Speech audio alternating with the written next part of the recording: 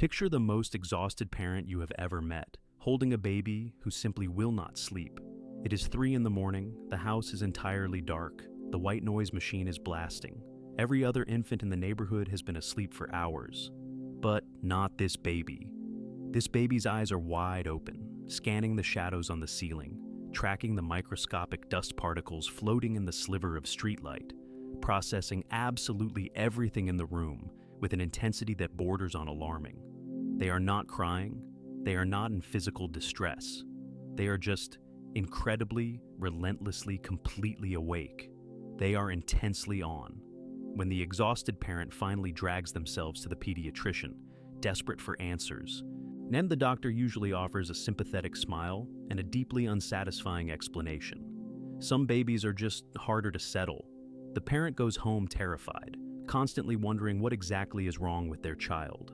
But what if nothing is wrong? What if the crying, the sleeplessness, and the overwhelming intensity are not symptoms of a broken system, but the irrefutable evidence of a system that is simply running too unbelievably fast? What if that difficult, impossible baby is actually processing the world with a cognitive engine so powerful that their immature body simply cannot keep up?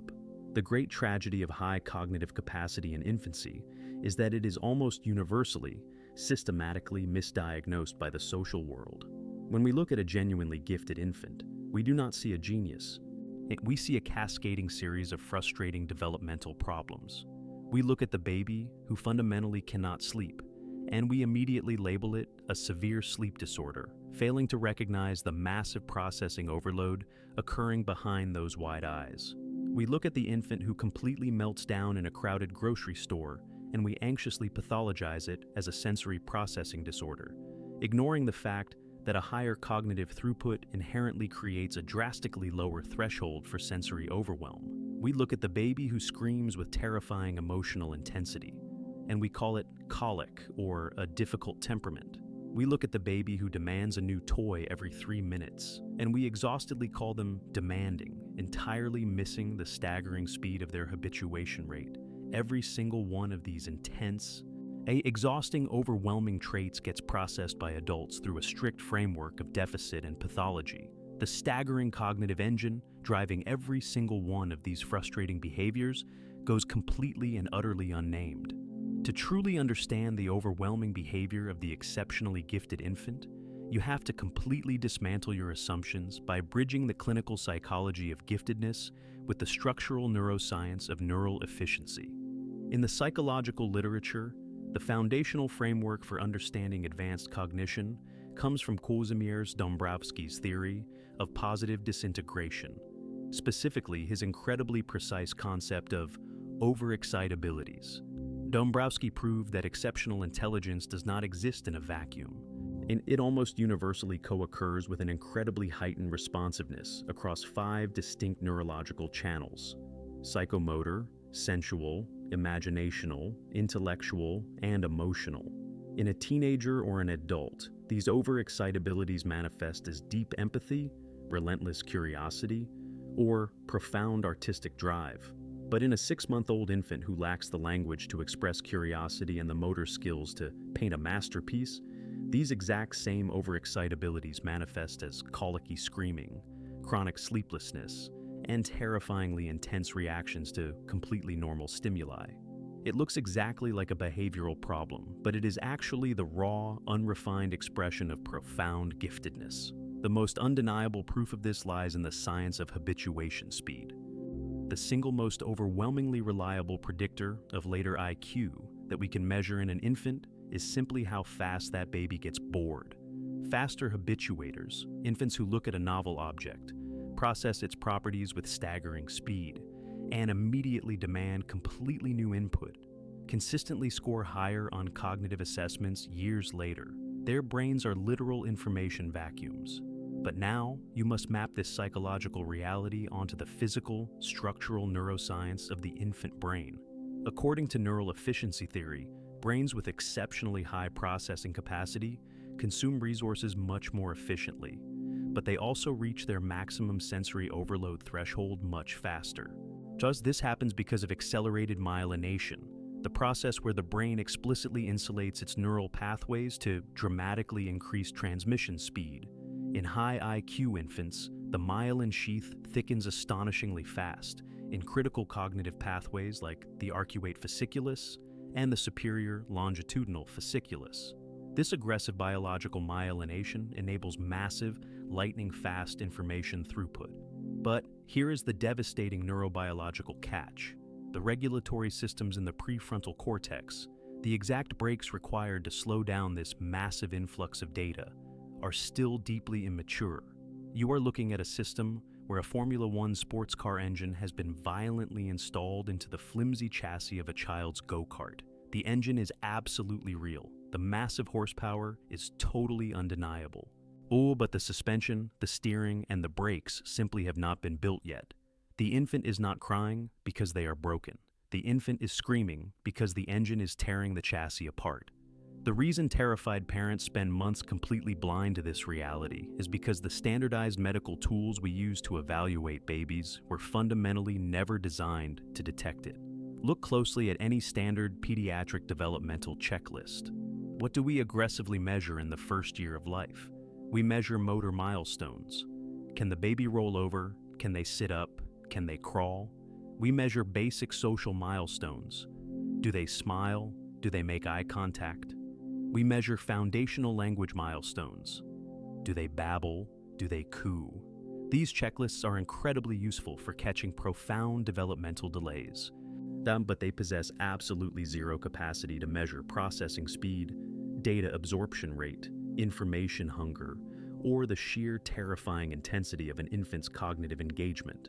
An exceptionally high IQ baby might hit their physical motor milestones on the exact normal schedule while simultaneously processing the micro-expressions on their mother's face with the structural complexity of a doctoral candidate. But because physical and cognitive development are not mutually inclusive, that staggering intellectual intensity remains completely invisible to the screening tool.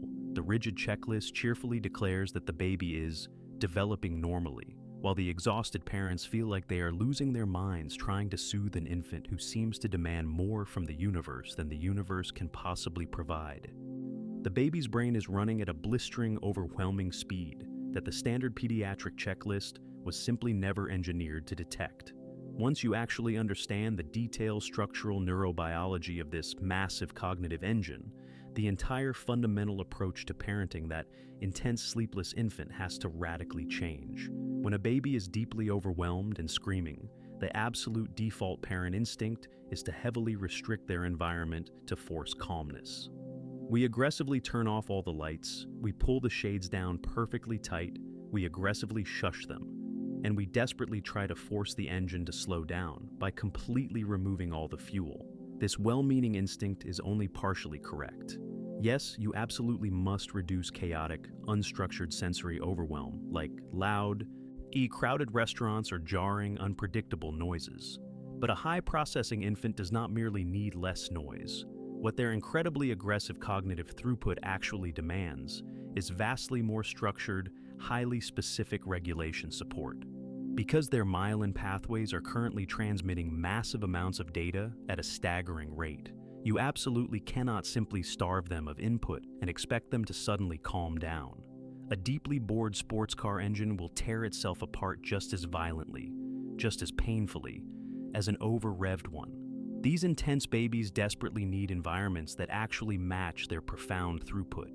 They need deeply engaging, complex, but highly organized stimulation, like complex musical patterns or intricate visual tracking, followed immediately by aggressive periods of dark, a quiet decompression. The exhausted parent's impossible job in the first 2 years of life is not to somehow figure out a way to magically slow the massive engine down to a normal infant speed. The brain is already built. The powerful engine is already running at maximum capacity. The parent's actual, incredibly difficult job is to meticulously, patiently build a dramatically better, stronger track for that beautiful engine to violently race upon. If you are the thoroughly exhausted parent listening to this right now, if your baby genuinely seems to absorb every single microscopic detail of a room the second you walk in, completely settles for absolutely nothing, sleeps significantly less than every other normal baby in your entire social circle, and intensely reacts to tiny environmental shifts that other average infants completely ignore. You need to profoundly shift your fundamental perspective right now. You have spent agonizing months wandering the house at 3 a.m., wondering what you are doing wrong. You have spent incredibly dark nights wondering why your baby is so profoundly difficult. But you might not have a difficult, problematic baby at all. You might actually have a wildly overpowered one. Their tiny nervous system is boldly attempting to process the sheer weight of the world at a speed that most grown adults cannot even begin to comprehend. Did your baby do this? Was the screaming intensity utterly undeniable? Go to the comments right now and tell me exactly how terrifying it felt to survive those first heavily overloaded months. The single most vital, a deeply hopeful reality of this entire exhausting neurobiological equation is understanding the profound, breathtaking developmental trajectory that this incredibly intense infant is actually on. You have to aggressively trace the long arc of this overwhelming baby to ultimately see the absolute genius of the biological design. Right now, in the desperate heat of the nursery, the powerful sports car engine is effectively destroying the tiny, fragile go-kart chassis. But here is the miracle of human development. The chassis is actively growing as the prefrontal cortex, the brain's spectacularly sophisticated executive control center, finally begins its massive structural maturation somewhere between ages 3 and 5. No, it finally starts to aggressively build the heavy-duty brakes and the precision steering mechanism that this massive informational engine has desperately needed since the very moment of birth. Once that highly sophisticated regulation circuitry finally physically catches up to the raw processing power established by the early myelination, the impossible baby completely miraculously transforms. Suddenly, they become the brilliant preschooler who effortlessly teaches themselves to read, seemingly by sheer accident. They become the wide-eyed child who asks absolutely staggering, terrifyingly deep existential questions about the universe that leave grown, educated adults completely speechless at the dinner table. And they become the passionate student who fixates on complex mechanical subjects or intricate historical periods with a level of extraordinary, relentless depth that borders on the profound. The intense, overwhelming emotional volume you struggled with does not ever magically disappear. It simply gets structurally managed, organized, and beautifully directed by a newly matured, highly capable executive function system. The relentless, exhausting intensity you barely survived in the nursery was always the raw, spectacular material of genius. The deeply delayed emotional regulation was always just the necessary, slow-building container that would eventually hold it. Share this exact video immediately with a terrified, exhausted parent of an impossible, sleepless baby. They desperately need to know right now that they might actually be raising the most interesting, brilliant person in the entire room. Return one last crucial time to that impossibly dark, profoundly lonely nursery at 3 in the morning. Look at the incredibly exhausted parent pacing the floorboards, desperately bouncing a wide-awake baby in their arms, fighting back heavy tears of utter exhaustion, and constantly wondering what deep, irreparable, terrifying thing is fundamentally wrong with their child.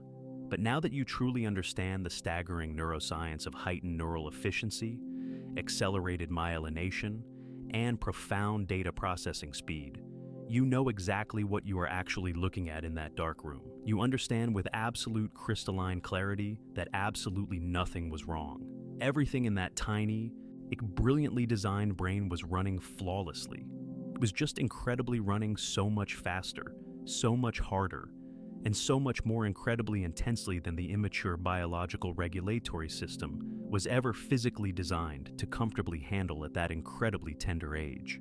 The frantic infant who fundamentally refused to sleep in their crib, the screaming baby who panicked at the crushing sensory weight of the brightly lit grocery store, the endlessly unsatisfied child who aggressively demanded entirely new input every single 3 minutes. They were never, ever broken. They were never a medical problem to be aggressively solved or heavily medicated by a pediatrician. That tiny, utterly overwhelmed baby was simply running the absolute most ambitious, brilliantly sophisticated neural processing program in the entire hospital nursery, And their fragile, tiny physical chassis just violently couldn't keep up with the overwhelming, astonishing horsepower quite yet. You are absolutely not failing as a parent because you cannot force them to be a normal, quiet, easy baby. They were never biologically designed to be easy. They were specifically designed by their genetics to be truly extraordinary. One day, many long years from now, the entire academic and social world will stand completely back and deeply celebrate exactly what this incredible brain can effortlessly do. They will loudly applaud the blistering speed, the profound empathy, and the spectacular depth of the remarkable adult this difficult baby will eventually become. They will wonder how you raised such a miracle. But right now, in the quiet, terrifying, lonely dark of the nursery, your incredibly difficult, exhausting, entirely solitary job is not to fix them, and it is definitely not to slow them down. Your only job, your absolutely essential responsibility, is to just bravely survive the build.